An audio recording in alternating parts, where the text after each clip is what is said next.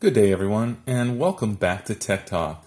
This is Abaya, and today we're going to be doing a review of AMD's brand new mobile processor, the Ryzen 5, on this brand new HP NV360 laptop.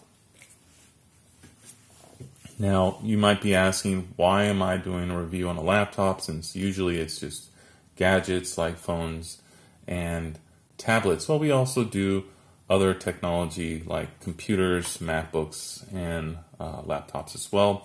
This particular laptop's really interesting because it is an AMD-based processor, and it's not a bargain basement computer like what AMD has been kind of basically relegated to selling in the past.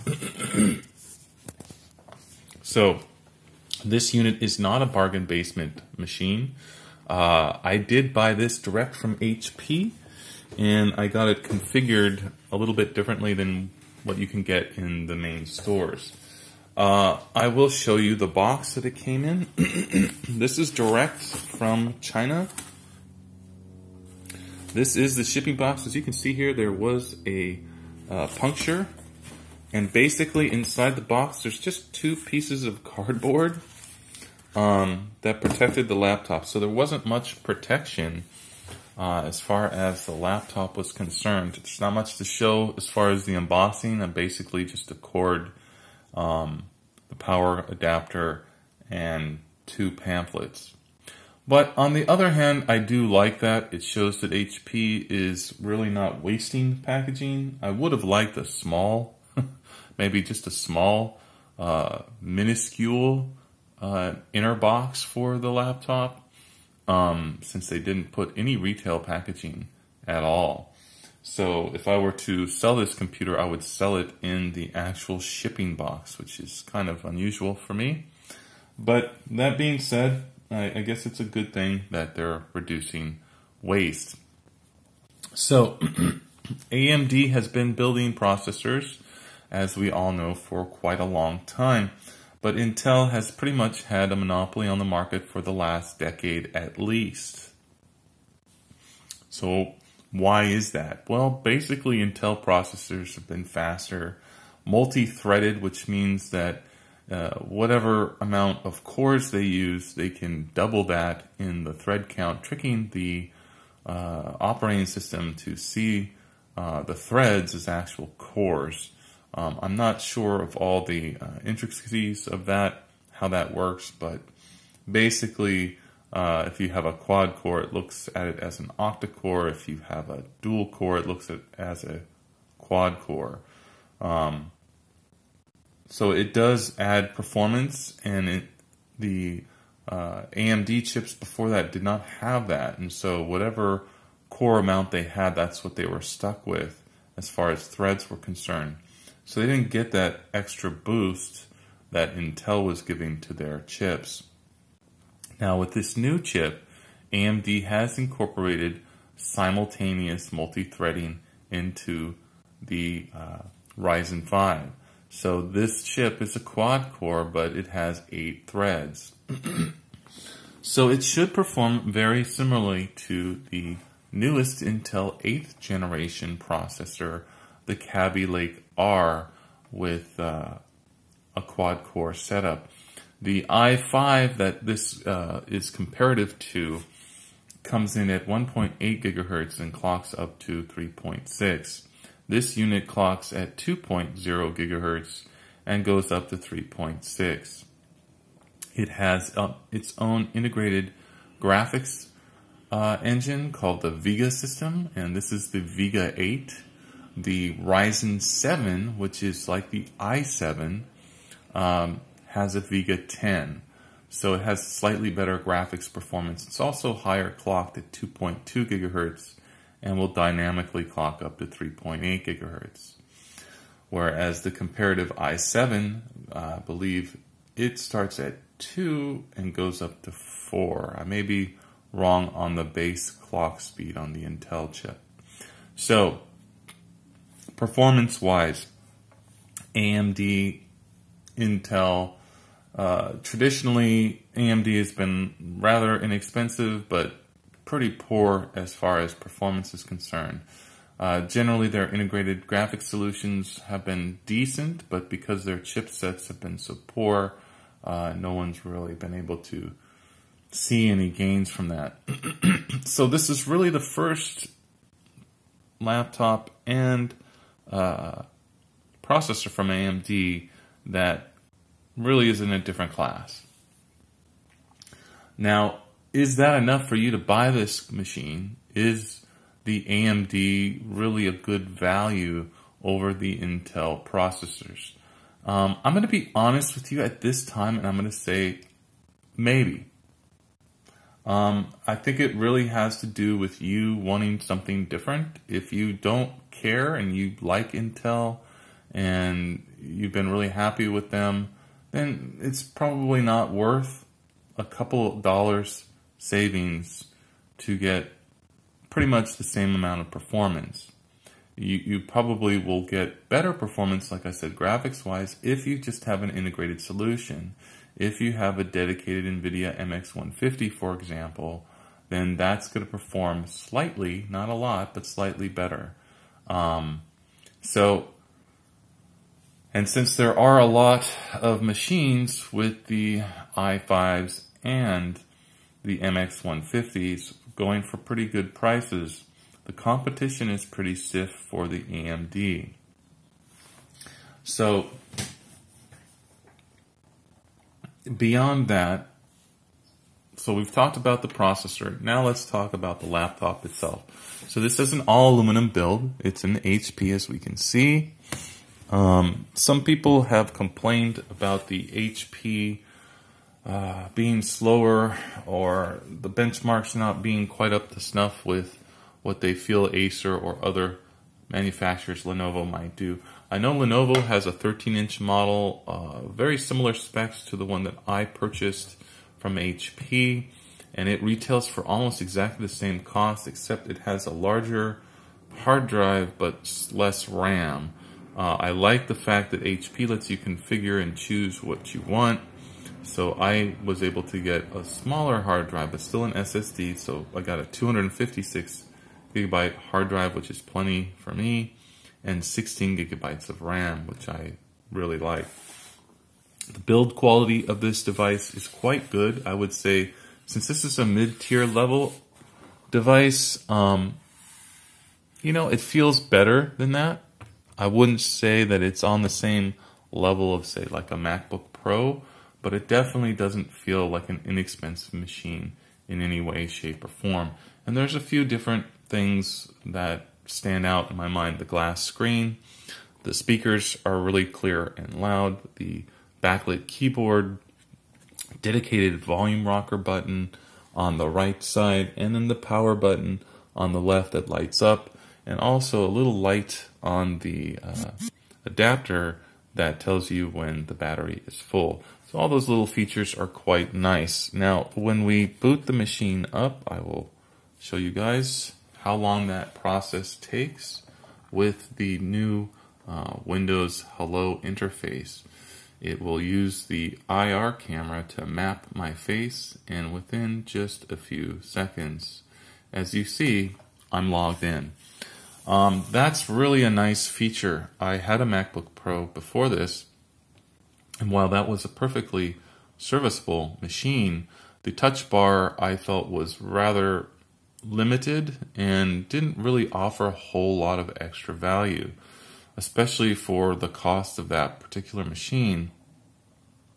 It was really expensive, and the feature set was nice, but you still had to use adapters, and it forced you to spend even more money on other things without adding much value.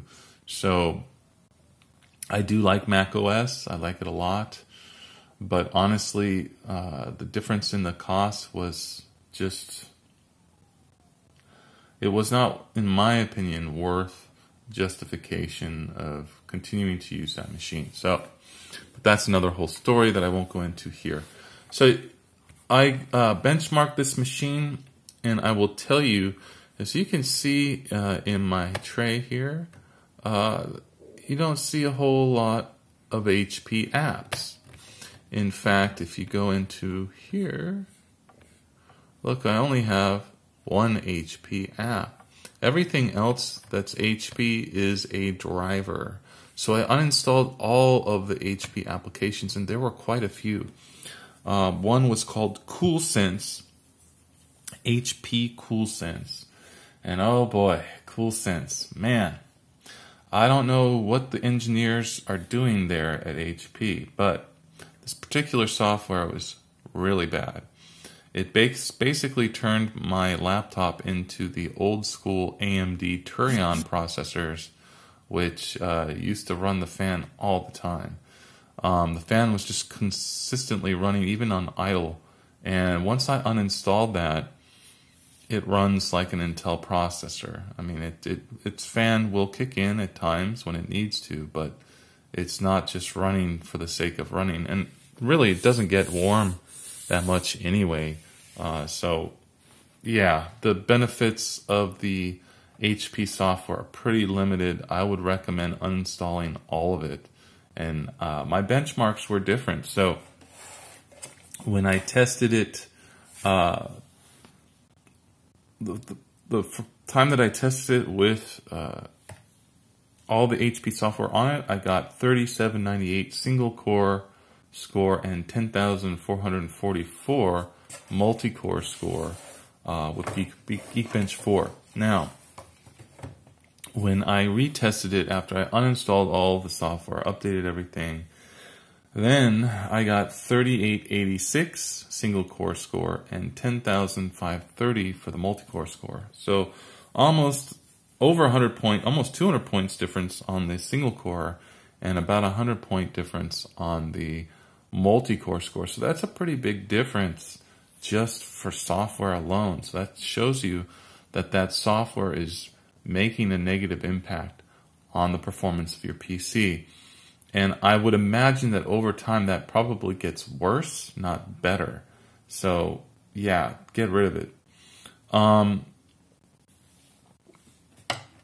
The graphics scores on this machine are 32,000, which, to give you a comparative score, the Intel 630 gets about 22,000 or 20,000. And the NVIDIA MX150 with the dedicated 2 gigabytes of DDR5 RAM gets a 39,000. So there's only about a 7,000 point difference between the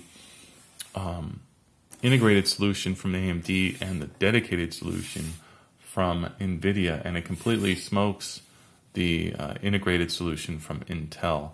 So that's pretty good news. Now, as far as my use of this laptop in day-to-day use, it's great. As you can see, it turns on really fast. I haven't had any stability issues.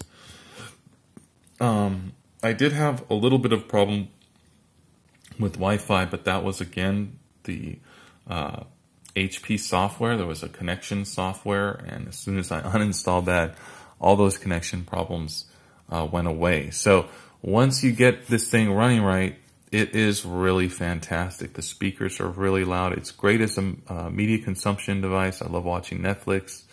The screen could be brighter, and it could have a little more punch to it.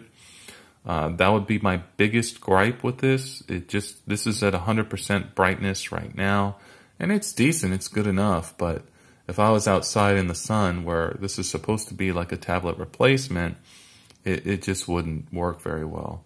So if you're in the market for a laptop, you want an AMD, and you don't mind being an early adopter and paying a little higher price than if you would wait for a few months, then I highly recommend the HP model. Just uninstall the onboard software and definitely do not buy the box model that you see in the stores.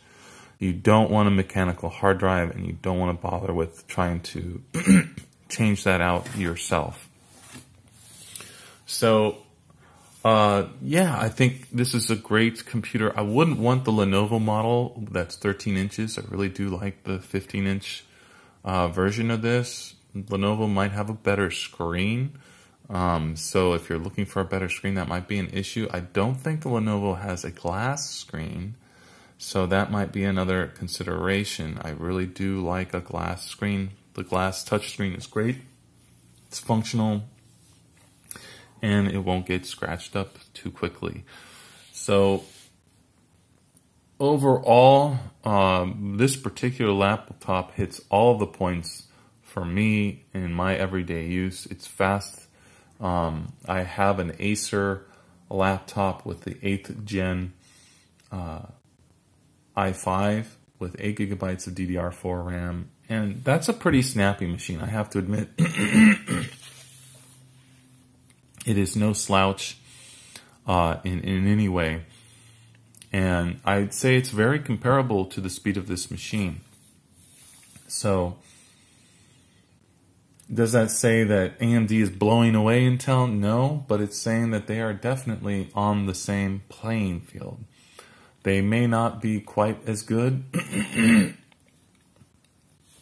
but for your average everyday user, they're not going to notice that.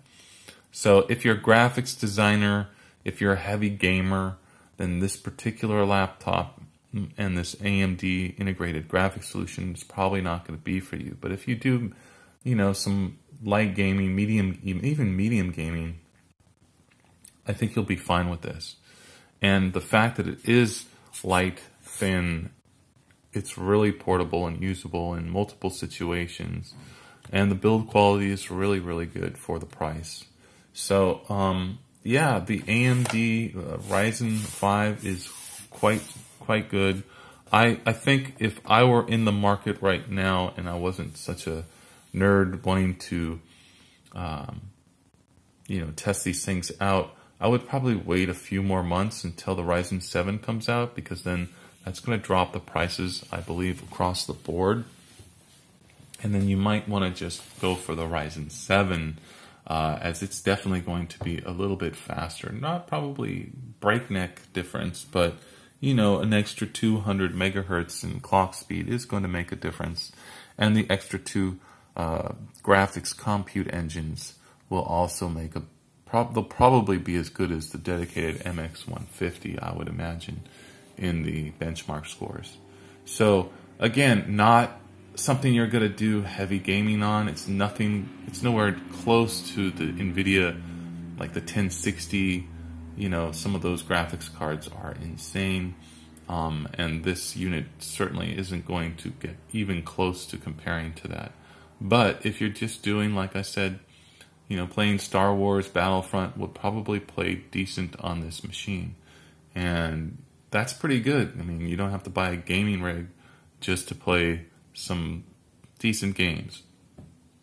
And network connectivity has been good, fast, stable, like I said, ever since I got rid of the HP software. And yeah, I highly recommend it, and I really think AMD is doing a spectacular job. Obviously, it's a more secure chip. They have one vulnerability to one of the 3 variants, the Spectre and Meltdown. They're completely invulnerable to Meltdown, and only one of the 2 variants of Spectre is the AMD chip even vulnerable to, and even at that, it's pretty, they've already taken care of that with a microcode update. So you can't fix the Intel chips. They are just insecure, and they're designed that way. There's no fix for them until they redesign them. So this particular unit is different in that sense because of the processor architecture. So if you want a more secure business machine, then this might also be a better option for you, or the AMD processors in general. So that's my review of the HP NV360 BQ100, 15-BQ100. I really do like the machine. I do think you should spend the extra money, at least if you're not going to upgrade the RAM.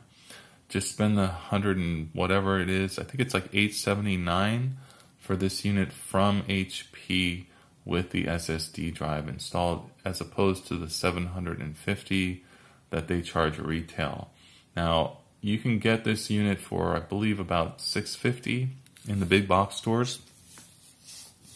But I don't think that you're really going to save much. You could probably get an SSD drive for around $100 and install that yourself, and then basically you're saving a lot of money as opposed to buying it pre-configured from HP. But the problem with that is you have to take the laptop apart, and that's not going to be an easy process to get to that hard drive. Secondly, if you manage to get everything working perfectly and connected all right, if you do have any problem with that hard drive, now most likely with an SSD you're not going to, but if you did, it's not going to be warranted by HP. And who knows what that would look like with warranty support. So it's just something to consider. You'd have to go back and slap in the mechanical hard drive or buy yourself another SSD. And who knows, you could have even damaged your brand new laptop in that process. For me, it's not worth doing all of that. And when you consider the cost, it's really not that much more to have them do it versus you doing it. So, but again, if you do factor in the discounts that you can get from other retailers, then you will be able to find it cheaper that way. So, you know, and that's the thing. That's where the Intel gets you, because they have configured versions with 16 gigs of RAM and the i7 for around the same price as this unit configured. So, do you want the i7 Intel processor with the same, pretty much the same configuration as this, or do you want the AMD? Most people are going to say they want the Intel. The only advantage that this unit has over that is it doesn't have the hybrid hard drive.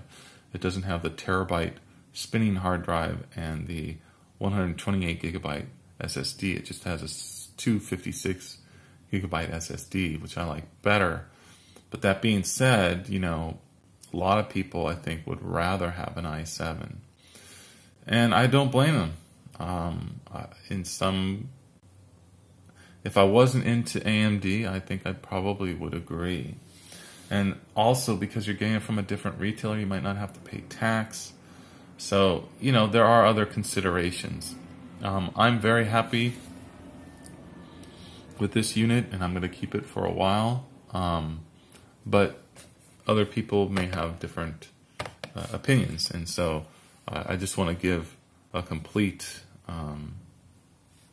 you know, just an honest opinion, an unbiased opinion. Okay, so that's my review of the HP Envy 360. I hope you guys liked it.